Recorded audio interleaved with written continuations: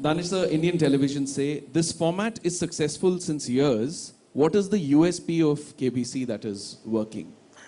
No, as I said, it's a very straightforward format. You meet a common person and you ask general knowledge questions, and then there is this the host and the player against the computer. Okay, the host, the audience, and the nation wants this person to win over his knowledge, and then there is a computer who is about custodian of right answer or wrong answer. I think this format has really worked, and it has worked across the world in different languages. In India also it's doing well in so many multiple languages. So as a format it works, but as the time change, the kind of question, the pace of the game, the kind of people that you interact, all those things keeps changing, but the core format remains the same. You know. Amitabh sir, please share your thoughts. This is from Navbharat Times. Please share your thoughts on this season's campaign thought. ज्ञान जहां से मिले बटोर लीजिए, लेकिन पहले जरा टटोल लीजिए. अभी दानिश जी ने समझाया इसको कि जी भरपूर इन्फॉर्मेशन आजकल मिल जाता है एक बटन दबाने से, और हो सकता है कि जो आपको सुनाया जा रहा है या जो आप पढ़ रहे हैं उसको थोड़ा सा टटोल लें, क्योंकि हो सकता है कि वो सही ना हो, गलत भी हो.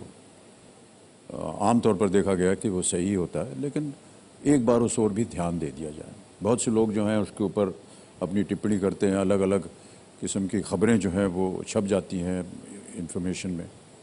केवल यही एक सावधानी कि आप उसे बटोर तो लीजिए, लेकिन एक बार ज़रा टटोल लीजिए, मतलब उसको रीचेक कर लीजिए कि ये सही है या नहीं. सामना से सर आपके लिए सवाल कि क्या वजह है जो दर्शकों के बीच आज भी कौन बनेगा करोड़पति की लोकप्रियता बरकरार है? किसी मुझसे आपके लिए सवाल है. ये तो अभी दानिश जी ने और एनपी सिंह साहब ने बताया कि ज्ञान है, सवाल जवाब चलता है, बहुत सी ऐसी चीज़ें हैं जिसके बारे में उनको स्वयं पता नहीं होता है. घर बैठे जो परिवार देख रहे हैं इस कार्यक्रम को, वो एक अच्छी बात होती है कि सारा परिवार जो है एक साथ बैठ करके एक कार्यक्रम देखता है. और कई बार वो परिवार के अंदर भी केबीसी चलता है. माता पिता जो हैं वो संतान से पूछते हैं, भैया इसका जवाब मालूम है कि नहीं. आजकल तो ऐसा हो गया कि संतान जो है वो माता पिता से प्रश्न पूछ रही है कि आपको मालूम है या नहीं. तो इस तरह से एक अच्छा माहौल बना हुआ है, एक घरेलू माहौल बना हुआ है घर के अंदर. एक चीज़ जो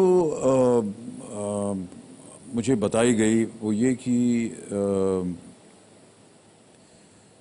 जो ज़्यादा वृद्ध हो गए हैं और जिनको अवसर नहीं मिलता है एनपी बाहर जाने का, उनके लिए ये एक बहुत ही अच्छा एक डाइवर्जन है, एक एंटरटेनमेंट है कि घर बैठे कहीं जाना नहीं है, यहीं पर बैठ करके मैं अपने 1-1.5 घंटा जो है वो अपने आराम से देख सकता हूँ या देख सकती हूँ. किसी ने बताया मुझे कि ये जो ऐसी अवस्था आ जाती है सबके जीवन में कि जब उम्र हो जाती है और कहीं इधर उधर जाने का मन नहीं करता है, तो वो इंतज़ार करते हैं इस बात का कि रात को कब देखेंगे इसको, ताकि हमारा ये जो एक तरह से एंटरटेनमेंट है वो हो जाता है. तो उनके लिए भी एक बहुत अच्छी बात है. बच्चा साहब, वर्तमान से आपके लिए सवाल कि can you highlight any challenges you face with every season in order to attract a new generation of viewers?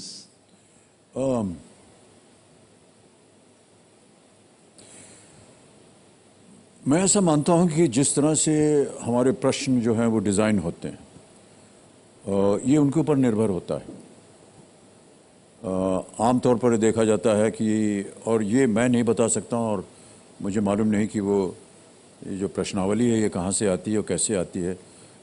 ऐसा मानता हूं कि इसमें बहुत सारे रिसर्च होता है अलग अलग शहरों से, फिर ये एक मास्टर कंप्यूटर में डाला जाता है और वहाँ से फिर अपने आप रैंडमली चुन करके आते हैं प्रश्न. कहीं ना कहीं तो इस सोच को बरकरार किया होगा कि ये ज़्यादा कठिन है, ये ज़्यादा आसान है, या इस ओर अगर आकर्षित करना है किसी कंटेस्टेंट को तो इस तरह के प्रश्न डाले जाएं ताकि वो उसका भी ध्यान रखे और उसका उत्तर जान सके. इसी तरह मैं समझता हूं कि अगर नौजवान पीढ़ी है, ये जो नई पीढ़ी है आज की, उसको आकर्षित करने के लिए कुछ ऐसे प्रश्न को डालना होगा जिनसे कि उनको भी लगे कि हाँ, मैं यहाँ आकर के न तो केवल अपने ज्ञान की बात करना चाहता हूँ या ये बताना चाहता हूँ कि मैंने ये स्टार्टअप किया या मैं आजकल ये कर रहा हूँ, बल्कि साथ साथ मैं बताना चाहता हूँ कि आपका ये प्रश्न कठिन था लेकिन मेरे पास उसका उत्तर है।